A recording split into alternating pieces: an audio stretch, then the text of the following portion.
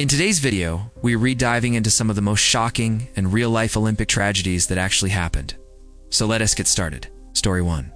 The deadly luge crash 2010 Vancouver Olympics. First up, we have Nodor Kumaratashvili, a 21-year-old from Georgia who was about to make his Olympic debut at the 2010 Vancouver Winter Olympics. This kid was living his dream, representing his country on the world's biggest stage in luge, a sport where you basically rocket down an ice track on a tiny sled at insane speeds.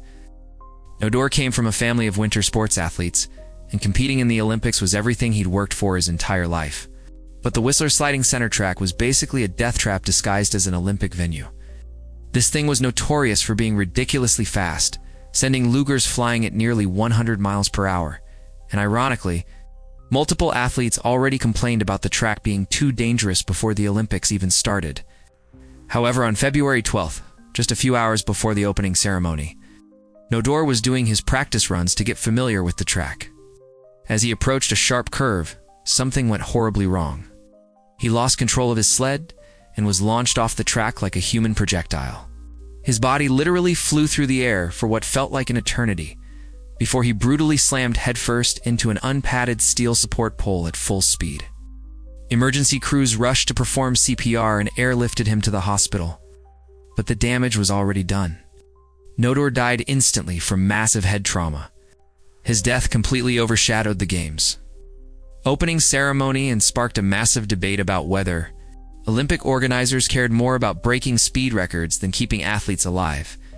The track was redesigned after his death, but it was too late for this young man who just wanted to make his country proud. Story 2. A war survivor's final ride, 2016 Rio Paralympics.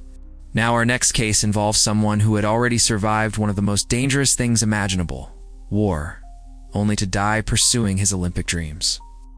Bahman Golbarnezd was a 48-year-old Iranian Paralympic cyclist who had lost his leg during the Iran-Iraq War. But instead of letting that end his athletic career, he reinvented himself as a world-class cyclist, becoming a symbol of resilience and determination.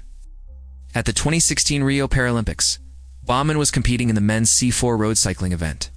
One of the most dangerous Paralympic sports because of the high speeds and technical courses. This guy had already been through hell and back. He'd lost his leg in war, rebuilt his life, and was now representing his country on the world's biggest stage. On September 17th, during the road race, Bahman was flying down a steep downhill section when disaster struck. His bike veered off the track and slammed into a rock at full speed. Despite wearing a helmet, the impact caused severe head injuries that proved devastating. He went into cardiac arrest on the way to the hospital and couldn't be revived. Bahman's death was the first in Paralympic competition in decades. It hit the community especially hard because of everything he represented. This was a man who had already lost so much his leg, and his wife too, cancer, leaving behind a son who had already suffered too much loss. He died doing what he loved, but it doesn't make the tragedy any less heartbreaking. Story 3. Speed skiing disaster 1992 Albertville Olympics. But if you thought dying on a luge track was bad, wait until you hear about the guy who got taken out by a snowcat during the 1992 Albertville Olympics. Nicolas Bocoté was a 27-year-old Swiss carpenter who also happened to be one of the world's top speed skiers. Speed skiing is exactly what it sounds like. Athletes ski straight down a mountain as fast as humanly possible, reaching speeds that are absolutely terrifying. On February 22nd, Nicolas was warming up for his Olympic demonstration event, getting ready to show the world what speed skiing was all about. He was bombing down the slope at over 130 kilometers per hour when he hit a bump and went airborne. Most of the time, when skiers catch air, they land and keep going. But Nicolas had the worst luck imaginable. He landed directly in the path of a snowcat, one of those massive machines they use to groom ski slopes.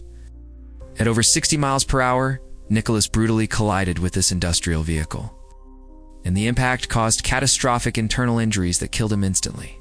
To make matters worse, there was confusion about whether the snowcat's warning lights were even on, meaning this whole tragedy might have been prevented with basic safety protocols. Nicolas died on the mountain, shocking his teammates and the entire Olympic community. His death was so brutal and preventable that it helped end speed skiing as an Olympic event. Sometimes the pursuit of going faster and higher comes with a price that no gold medal is worth paying. Story 4. Waxed to death, 1912, Stockholm Olympics.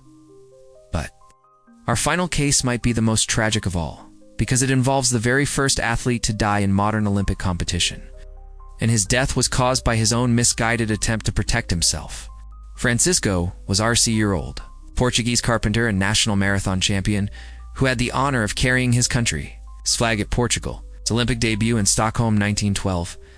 Francisco was determined to make his country proud in what was an absolutely brutal marathon. We were talking about running 26.2 miles in a devastating heat wave that was pushing temperatures to dangerous levels. But Francisco thought he had a clever solution to protect himself from the sun. He coated his entire body in wax to prevent sunburn. This decision would prove to be fatal. What Francisco didn't realize was that by covering his skin in wax, he was essentially turning his body into an oven. The wax blocked his ability to sweat, which is your body's natural cooling system. As he ran through the scorching heat, his internal temperature kept rising with no way to cool down. After 30 kilometers, Francisco collapsed on the course. His body temperature had soared to 44 C, that's 112 F, which is life-threatening hyperthermia. Medical teams rushed to help him, but the damage was already done. He died the next morning, becoming the first athlete to die in modern Olympic competition. The most haunting part of Francisco's story are his last words before the race. "I will either win or die trying." He was so determined to honor Portugal's first Olympic appearance that he was literally willing to die for it. And tragically, that's exactly what happened. Story 5. The glider Catastrophe, 1936, Berlin Olympics. But our next case takes us back to 1936 Berlin, where an Austrian aviation pioneer learned the hard way that sometimes Olympic demonstrations can be deadlier than actual competition. Stieff was leading Austria's glider team and preparing to showcase the country's aviation talent in a newest Olympic demonstration event. Gliding might seem peaceful compared to the other sports we've covered, but when you're re-soaring hundreds of meters above the ground in what is basically a fancy paper airplane, things can go wrong real fast. On August 3rd, Stieff was performing a practice flight in his spiral glider. He's probably feeling confident about the upcoming demonstration.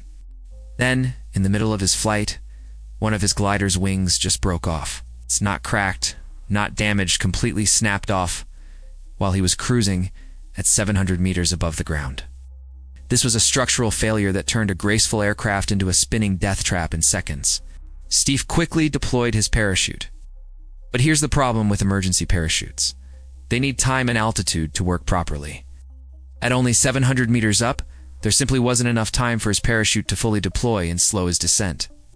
Modern parachutes need at least 1,000 meters to fully open and create enough drag to save someone's life. Stieff was falling at terminal velocity, around 120 miles per hour, and his partially open parachute couldn't generate enough resistance to slow him down. You have to understand that for those final 700 meters of his fall, he literally knew he was going to die. And the only thing he could do is wait for impact, which is absolutely terrifying when you think about it. And so he hit the ground at full speed and died instantly. His crash highlighted just how dangerous aviation sports could be, even in demonstration events. It remains one of the earliest recorded Olympic tragedies where technology failure and not human error sealed someone's fate. Closing reflection. These stories aren't just about bad luck or freak accidents. They're about the deadly price of Olympic glory, where the pressure to perform and represent your country can literally become a matter of life and death. Remember, these stories are shared to teach important lessons and raise awareness. We do not encourage anyone to attempt these incidents. Always stay safe and make informed decisions. If you found this video informative, don't forget to subscribe to our channel for more educational and cautionary stories.